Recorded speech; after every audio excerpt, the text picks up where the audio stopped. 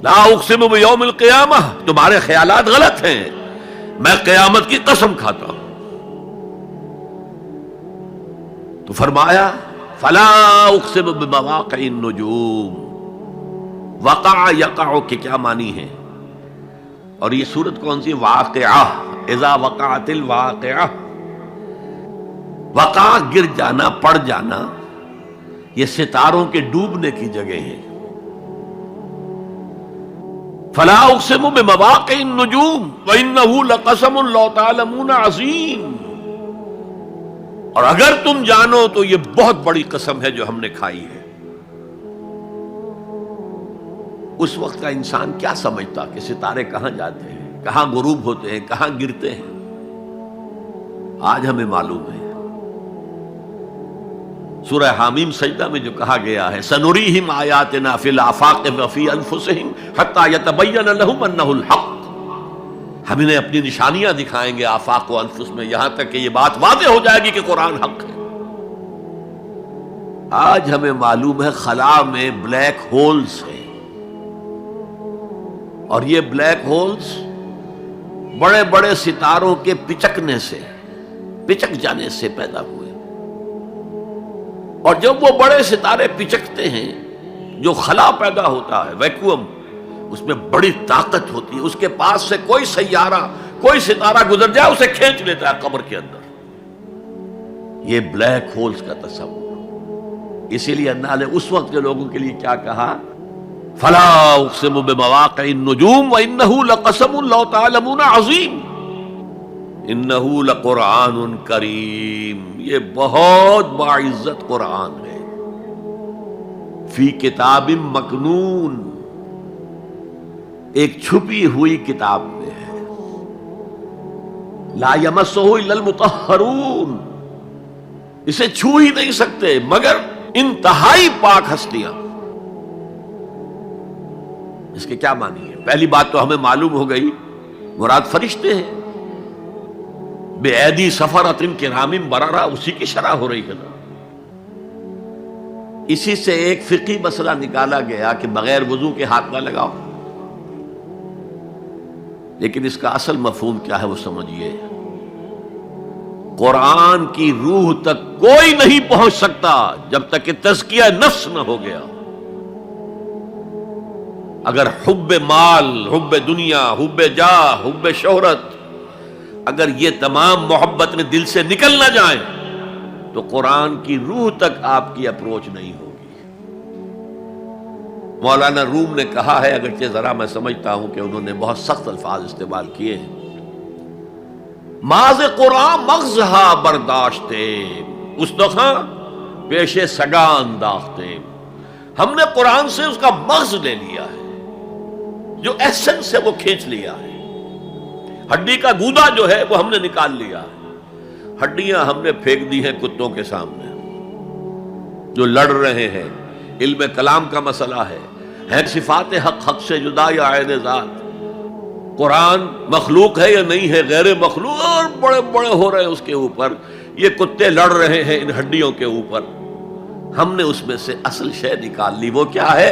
اللہ کی محبت، اللہ کی معرفت، یہ ہے اصل شے۔ معاذ قرآن مغزہ برداشتے استخاں پیش سگا انداختے۔ تو جب تک انسان کا باطن پاک نہ ہو جائے وہ قرآن کے چھلکوں سے کھیلتا رہے گا، چاہے وہ کہنے کو مفسر ہو، قرآن کے باطن تک کبھی نہیں پہنچے گا۔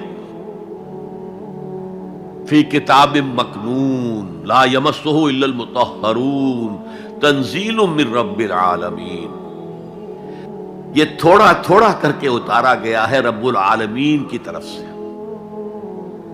انزال کے معنی ہے دفعتاً اتار دینا۔ لیلۃ القدر میں آیا انا انزلناہ فی لیلۃ القدر، رمضان کے بارے میں شہر رمضان الذی انزل فیہ القرآن، باب افعال، لیکن حضور پر ایک دم نہیں اترا، تھوڑا تھوڑا تھوڑا تھوڑا 23 برس میں جا کر اس کی تکمیل ہوئی۔ اب دیکھیے جو شکوہ کیا اللہ نے، کیا اس جیسی نعمت سے تم مداہنت کر رہے ہو؟ بے اعتنائی کر رہے ہو، اسے پڑھتے نہیں ہو، اسے سمجھتے نہیں ہو، اس پر عمل نہیں کرتے، اسے اپنا امام نہیں بناتے، تمہارا طرز عمل یہ ہے، بلکہ تم نے اپنا نصیب یہ بنا لیا ہے کہ تم اسے جھٹلا رہے ہو۔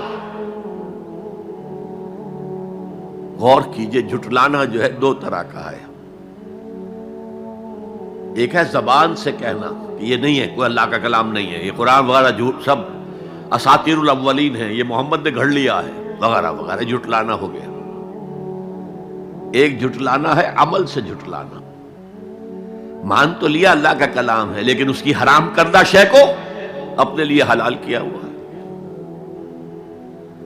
حدیث نبوی ہے، ما آمن بالقرآن من استحل محارمہ، اس شخص کا قرآن پر کوئی ایمان نہیں ہے جو اس کی حرام کردہ چیز کو اپنے لیے حلال ٹھہرا لے۔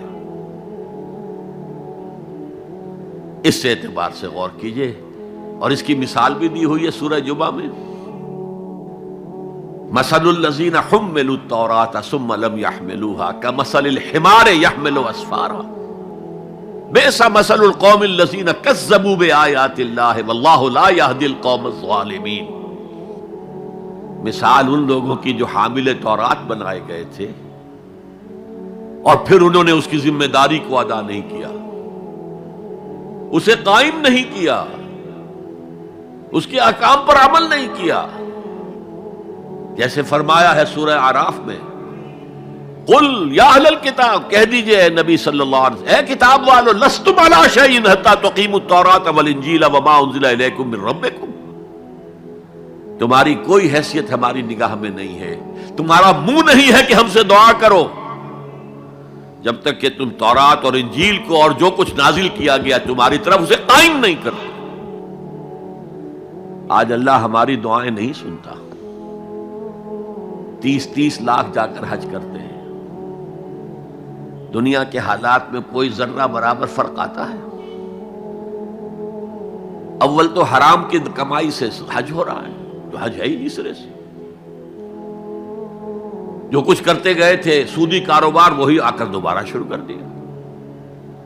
سرکاری ملازمت تو جو رشوت پہلے لے رہے تھے اس کے بعد آ کر شروع کر دیا۔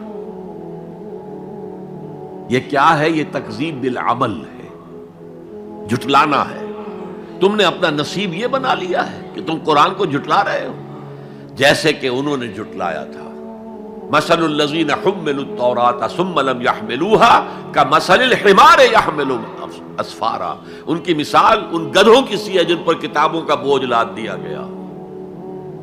مکالمات فلاں تم گٹھڑی باندھ کر گدھے کے اوپر رکھ دیجئے تو کیا وہ واقعی منطقی اور فلسفی بن جائے گا؟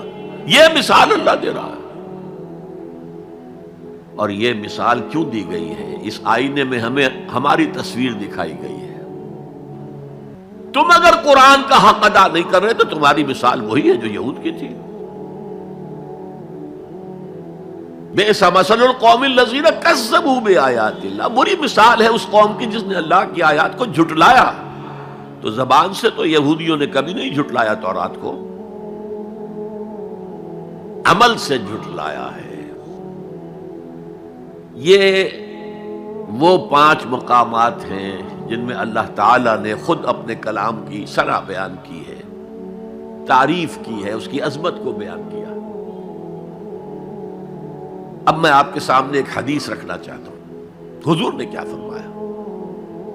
ایک حدیث سنا چکا ہوں آپ کو، عن عثمان بن عفان رضی اللہ تعالی عنہ قال قال رسول اللہ صلی اللہ علیہ وسلم خیرکم من تعلم القرآن وعلمہ، تم میں سے بہترین لوگ وہ ہیں جو قرآن سیکھیں اور سکھائیں۔ یہ حدیث بڑی عجیب ہے، یہ ترمذی میں بھی ہے اور دارمی میں ہے، اور اس کے راوی حضرت علی ہیں رضی اللہ تعالی عنہ۔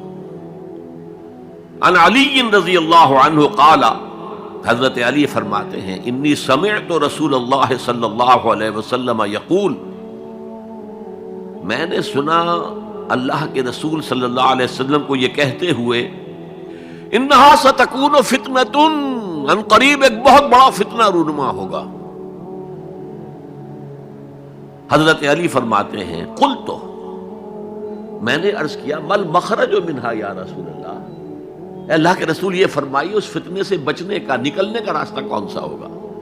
جیسے آپ بڑے بڑے حالوں میں دیکھتے ہیں ایگزٹ، عرب ممالک میں لکھا ہوتا ہے مخرج، اگر کہیں آگ لگ جائے، کہیں دھواں بڑھ جائے تو نکلو، لال جو روشنیاں ہیں ان کے اندر جو نیچے دروازے ہیں ان کی طرف جاؤ، یہ مخرج ہے جان بچانے کی۔ یہاں ایک لحظہ توقف کر کے ہمارا اور صحابہ کا جو فرق ہے اس کو نوٹ کر لیجئے۔ اگر ہم ہوتے تو کیا پوچھتے؟ حضور یہ فتنہ کب آئے گا؟ کدھر سے آئے گا؟ کیوں آئے گا؟ کیا ہوگا؟ یہ سارے سوالات کرتے نا، جن کا عمل سے کوئی تعلق نہیں، معلومات ہے۔ حضرت علی نے کچھ نہیں پوچھا، بس آپ نے فرما دیا کہ بہت بڑا فتنہ ہوگا، تو بس ہمیں یہ بتائیے کہ اس سے نکلنے کا راستہ کیا ہے۔ اب سنیے حضور کی زبان سے قرآن مجید کی مدح۔ قال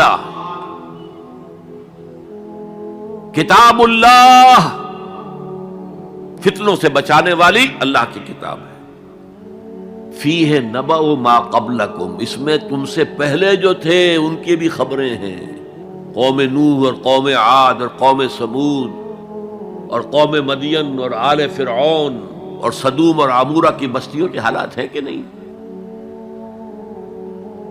وَخَبَرُ مَا بَعْدَكُمْ، اس میں تمہارے بعد جو آنے والے حالات ہیں وہ بھی درج ہیں، ذرا کھدائی کر کے نکالنا پڑتا ہے ورنہ حالات موجود ہیں۔